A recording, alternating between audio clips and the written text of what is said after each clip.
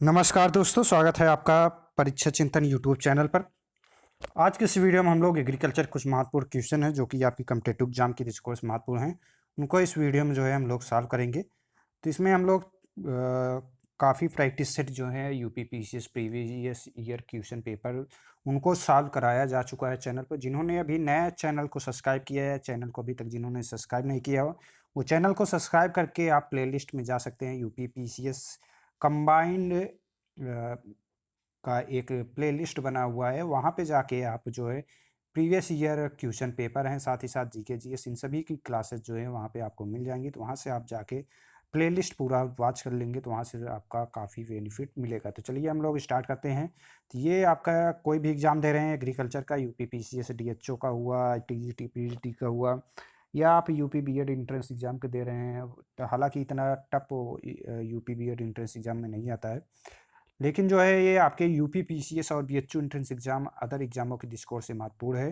तो सभी लोग वीडियो को लास्ट तक देखिएगा। वीडियो का आंसर जो है आप लोग काफ़ी कम ही लोग जो है देते हैं, तो सभी लोग जो है ज़्यादा से ज़्यादा आंसर दें।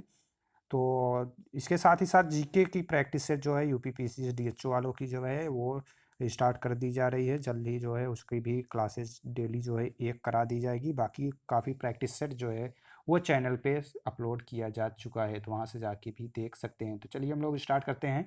तो क्वेश्चन नंबर 80 से स्टार्ट करते हैं। एक हाइब्रिड होता है, ए हाइब्रिड इज ए है सेक्सुअल हाइब्रिड, बी है hybrid form by cell division, C है plant form by tissue culture, and D है सिनोमॉन्स ऑफ हाइब्रिड। तो लिंगी संकर जिसे ए ऑप्शन दिया गया है लिंगी संकर, बी है कोशिकीय विभाजन द्वारा निर्मित संकर, सी है उत्तक संवर्धन द्वारा बनाया गया पौधा, एंड डी है संकर का पर्याय। तीन चारों में से कौन सा राइट आंसर होगा वो आप कमेंट करते रहें। जिनको भी आ रहा है तो जल्दी जल्दी कमेंट करके बताते रहें। तो यहाँ पे जो है क्वेश्चन नंबर 80 की बात करें तो यहाँ पे कौन सा राइट आंसर हो जाएगा, आंसर करते रहिए आप सभी लोग। तो क्वेश्चन नंबर 80 में जो राइट आंसर होगा बी होगा। नेक्स्ट क्वेश्चन की तरफ पढ़ते हैं हम लोग। क्वेश्चन नंबर 81, तो ये आपके बीएचयू एंट्रेंस एग्जाम में भी पूछा गया है और आपके फूड सेफ्टी ऑफिसर के एग्जाम में भी पूछा गया क्वेश्चन है। तो ये बहुत महत्वपूर्ण क्वेश्चन है। क्वेश्चन नंबर 81 है, पैक्टिन नापते हैं। ए है जेलीमीटर में, बी है थर्मामीटर द्वारा, सी है रिफ्रैक्टोमीटर द्वारा, एंड डी प्रोसेस सभी द्वारा। तो क्वेश्चन नंबर 81 इंग्लिश में अगर हम बात कर रहे हैं, pectin is measure by jellymeter, thermometer, refractometer, all of the above. तीन चारों में से जो राइट आंसर हो जाएगा कौन सा हो जाएगा। अगर हम बात करें तो पैक्टिन जो है वो जेलीमीटर नापता है, मेजर किया जाता है, इसलिए राइट आंसर जो हो जाएगा आपका 81 में वो हो जाएगा ए। नेक्स्ट क्वेश्चन है क्वेश्चन नंबर 82, पूसा मेघाली उन्नत किस्म है। चार ऑप्शन दिए गए हैं, गाजर की, मूली की, सी है चुकंदर की, एंड डी है सलजम की। तो अगर हम इंग्लिश में बात करें तो काफ़ी लोग इंग्लिश वाले भी हैं, तो हिंदी में भी कुछ लोग कर रहे थे, इसलिए आज का वीडियो हिंदी में ही है, पूरा पूरा हिंदी में। तो इंग्लिश में जो है कन्वर्ट करके बताया जा रहा है। तो Pusa Meghali is an improve variety of carrot, radish, beetroot and turnip. तो इन चारों में से जो राइट आंसर हो जाएगा, क्वेश्चन नंबर 82 की बात करें अगर हम, तो क्वेश्चन नंबर 82 पूसा मेघाली जो है वो किसकी वैरायटी है, तो ये काफ़ी फेमस वैरायटी है। तो ये आप कमेंट करके बताते रहेंगे, इसका आंसर सभी लोगों को मालूम होगा। तो पूसा मेघाली जो है वो गाजर की, कैरेट की वैरायटी है। तो ये आप याद रखेंगे, कैरेट की वैरायटी है। आपको मूली की कोई वैरायटी अगर याद हो तो कमेंट करके बताइएगा। नेक्स्ट क्वेश्चन की तरफ बढ़ते हैं हम लोग। क्वेश्चन नंबर 83, डिब्बों में फुलाव का कारण होता है। ए है अम्ल की उपस्थिति, बी है क्लॉस्ट्रिडियम बोटुलिनम, सी है गंधक की उपस्थिति, एंड डी है कोई नहीं। तो question number 83, can swelling is due to, A है presence of acid clostridium botulinum, presence of sulphur, and D है नॉन ऑफ द एबव। तीन चारों में से कौन सा राइट आंसर होगा क्वेश्चन नंबर 83 में जो पूछा जा रहा है। तो अगर हम बात करें क्वेश्चन नंबर 83, तो डिब्बों में फुलाव होने का कारण जो होता है वो होता है क्लॉस्ट्रिडियम बोटुलिनम। तो बी ऑप्शन जो दिए गए हैं वो आपका राइट आंसर हो जाएगा। तो जिन्होंने भी बी आंसर कमेंट किया है उनका राइट आंसर है। नेक्स्ट क्वेश्चन है क्वेश्चन नंबर 84, परभनी क्रांति किस सब्जी की बहुचर्चित किस्म है। ए है बैगन की, बी है भिंडी की, सी है आलू की, एंड डी है मिर्च की। तो परभनी क्रांति जो है वो किस सब्जी की बहुचर्चित किस्म की वैरायटी है बैगन, भिंडी, सी है आलू एंड डी है मिर्च। तो क्वेश्चन नंबर 84 में अगर बात करें तो 84 में बी ऑप्शन जो दिए गए हैं, परभनी क्रांतिजा ओकरा, जिसे हम लेडी फिंगर के नाम से भी जानते हैं। तो ये भी कॉमन नेम भी पूछ लिया जाता है सभी का, तो वो आपको याद रखना है। बैगन का कॉमन नेम क्या होगा, ये आपको जो है कमेंट करके बताना है। तो परभनी क्रांति किस सब्जी की बहुचर्चित किस्म है, तो ये भिंडी ओकरा की है। नेक्स्ट क्वेश्चन है क्वेश्चन नंबर 85, मिर्च में तीखेपन का कारण है, ए है कैप्सोसिन, बी है अमाइड्स, सी है सल्फर एंड डी है उपरोक्त में से कोई भी नहीं। तो क्वेश्चन नंबर 85 में अगर हम बात करें तो यहाँ पे पूछा गया है मिर्च में पंजेंसी जो है वो किसके कारण होता है, कैप्सेसिन, एमाइड्स, सल्फर। तो यहाँ पे सभी लोग जानते हैं मिर्च में तीखेपन का कारण जो है कैप्सेसिन होता है। तो 85 जो राइट आंसर हो जाएगा आपका ए हो जाएगा। नेक्स्ट क्वेश्चन है क्वेश्चन नंबर 86, निम्नलिखित में से किस फसल का विश्व में सर्वाधिक उत्पादन किया जाता है, ए है आम का, बी है टमाटर का, सी है आलू का एंड डी है अंगूर का। तो क्वेश्चन नंबर 86 की बात करें तो यहाँ पे जो है फसल का विश्व में सर्वाधिक उत्पादन जो है वो आलू का किया जाता है, पोटैटो। तो ये जो है राइट आंसर है। पोटैटो में एक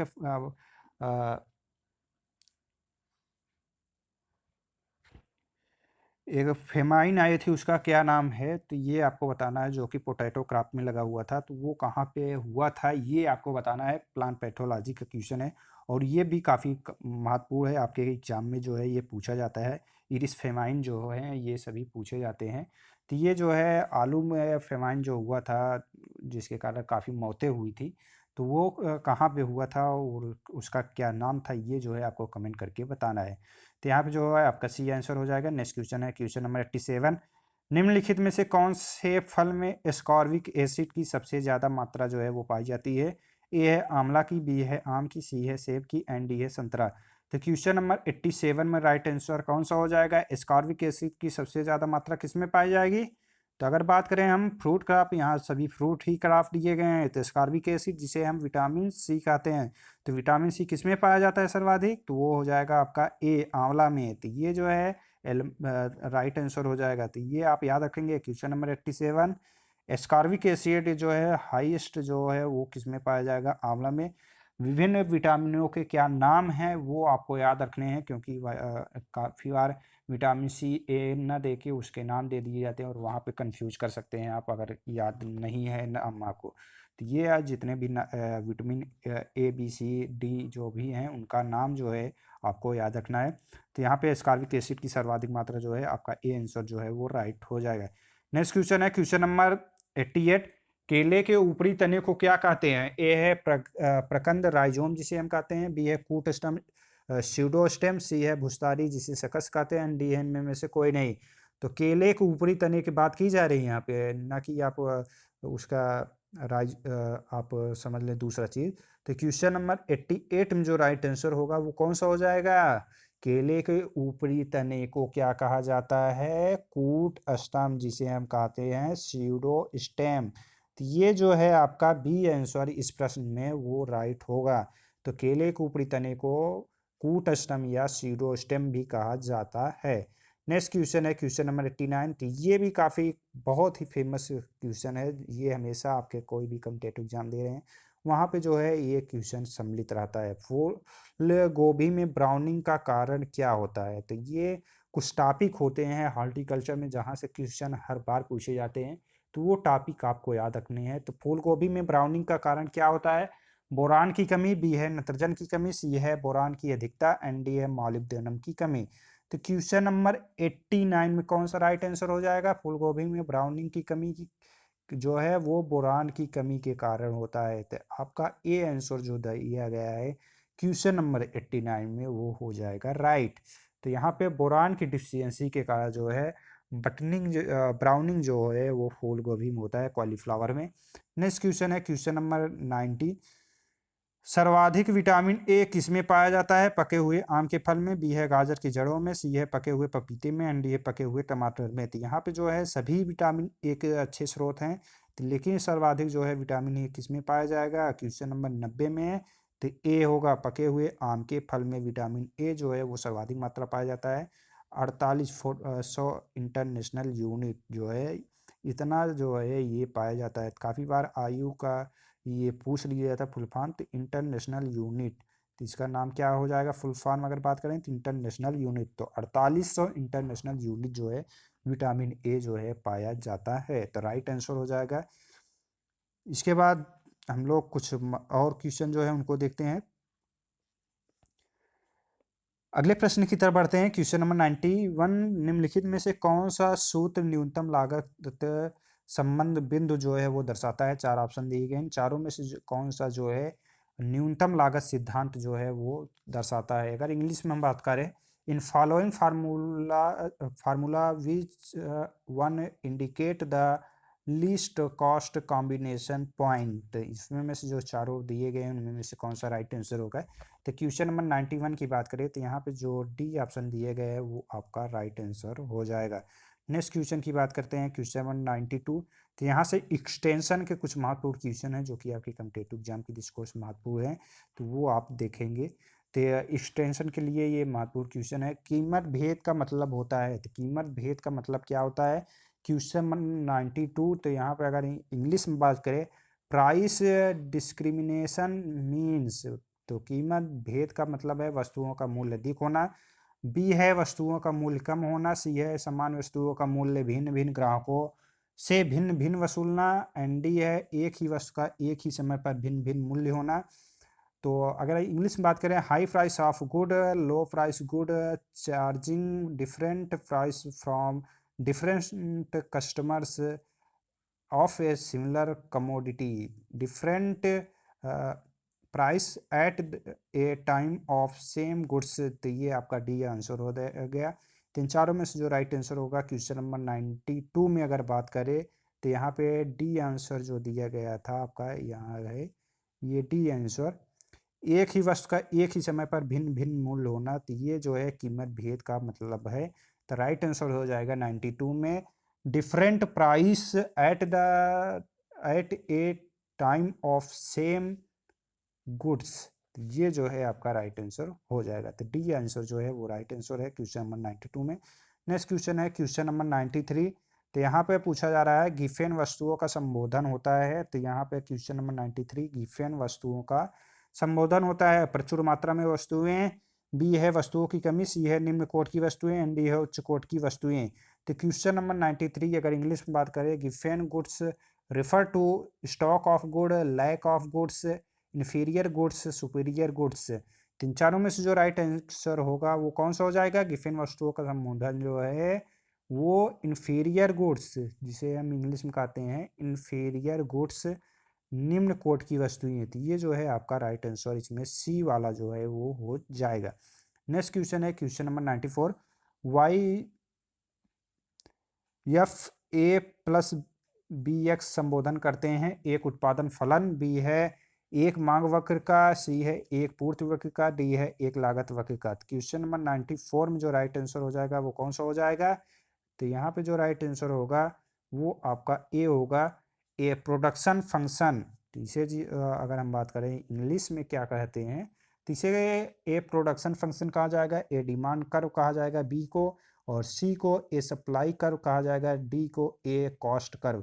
तो यहाँ पे जो संबोधन करता है ये जो दिया गया है, तो एक उत्पादन फलन को या ए प्रोडक्शन फंक्शन, तो ये जो है आपका राइट आंसर हो जाएगा। नेक्स्ट क्वेश्चन है क्वेश्चन नंबर 95, उत्पादकता ह्रास नियम के अनुसार अधिक आर्थिक लाभ उस बिंदु पर होगा जहां एमपी बराबर एपी, बी है एमपी एपी एंड सी है, और डी दिया गया है। तीन चारों में से जो राइट आंसर होगा क्वेश्चन नंबर 95 में वो आपका सी आंसर जो है वो राइट हो जाएगा। तो यहाँ पे जो है 95 में जो है आपका कौन सा राइट आंसर होगा, तो ये जो है ऑप्शन सी दिया गया है 95 में वो आपका राइट आंसर होगा। एमपी बराबर एपी तथा आर्थिक लाभ निसंदेह बढ़ता है, और यह यहाँ तक किसान प्रथम अवस्था में रहता है। चूंकि आर्थिक लाभ निसंदेह बढ़ता है इसलिए इसे इंटर जोन कहा जाता है। दूसरी अवस्था में जब एपी एमपी होता है तो उस अवस्था में अधिकतम आय प्राप्त होती है और इसे रेटिनल जोन कहा जाता है। पुनः जब एमपी का मान शून्य हो जाता है तो उसे आगे ऋणात्मक होता है, तो उत्पादन लाभप्रद नहीं होता है, इसलिए इसे बाद वाला चरण जो है कहा जाता है। तो 95 में जो राइट आंसर हो जाएगा वो आपका सी है। नेक्स्ट क्वेश्चन है क्वेश्चन नंबर 96।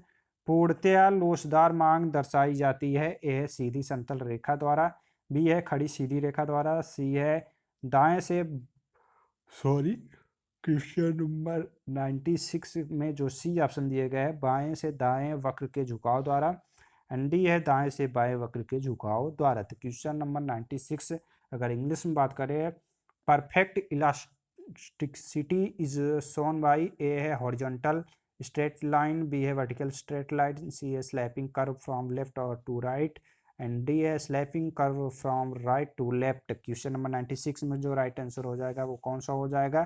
तो 96 में ए ऑप्शन जो दिया गया है वो आपका राइट आंसर होगा, तो horizontal straight line. Next question है क्वेश्चन नंबर 97। उत्पादन एक फलन है, लाभ का, साधनों का, मूल्यों का, लागत का। तो 4 ऑप्शन दिए गए हैं। तो question number production is the function of profit factor price cost. Question number 97 में बात करें अगर, तो बी ऑप्शन जो दिया गया है वो राइट आंसर हो जाएगा, फैक्टर। नेक्स्ट क्वेश्चन है क्वेश्चन नंबर 98। उत्पादन का आदर्श स्तर मिलता है, फर्स्ट स्टेज ऑफ प्रोडक्शन में, बी है सेकेंड स्टेज ऑफ प्रोडक्शन में, सी है थर्ड स्टेज ऑफ प्रोडक्शन में, डी है प्रोडक्ट में से कोई नहीं। तो question number 98, level of optimum production is available in A first stage production, B. तो इस तरीके से 4 ऑप्शन है। तो क्वेश्चन नंबर 98 में जो राइट आंसर होगा वो बी होगा, सेकेंड स्टेज ऑफ प्रोडक्शन में उत्पादन का आदर्श स्तर जो है वो मिलता है। नेक्स्ट क्वेश्चन है क्वेश्चन नंबर 99।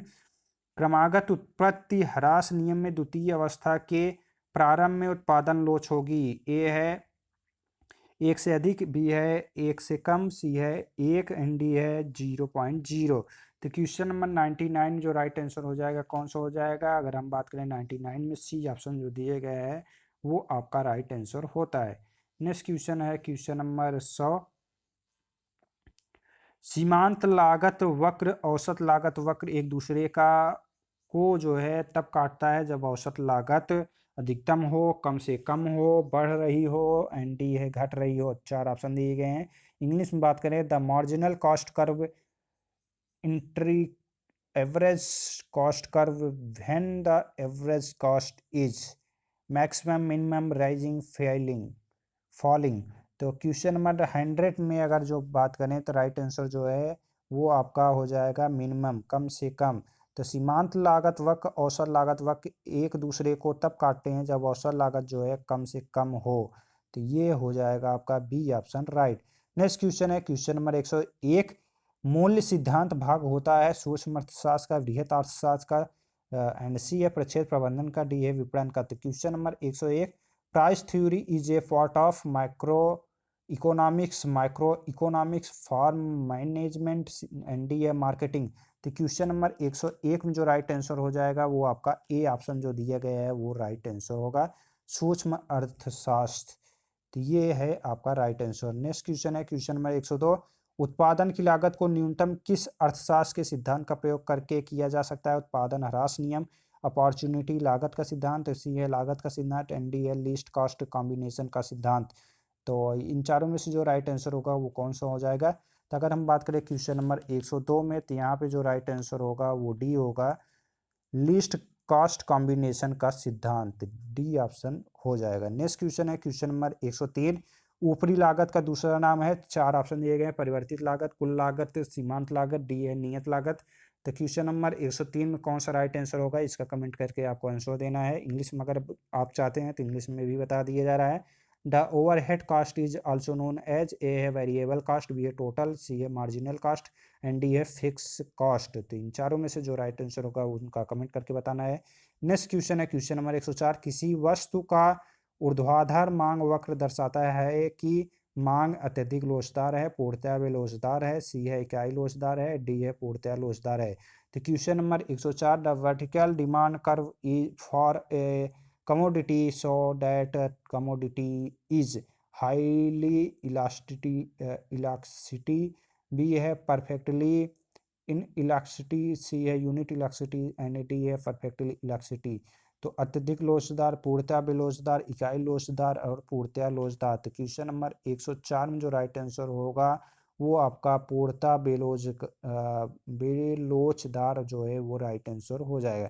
नेक्स्ट क्वेश्चन है क्वेश्चन नंबर 105।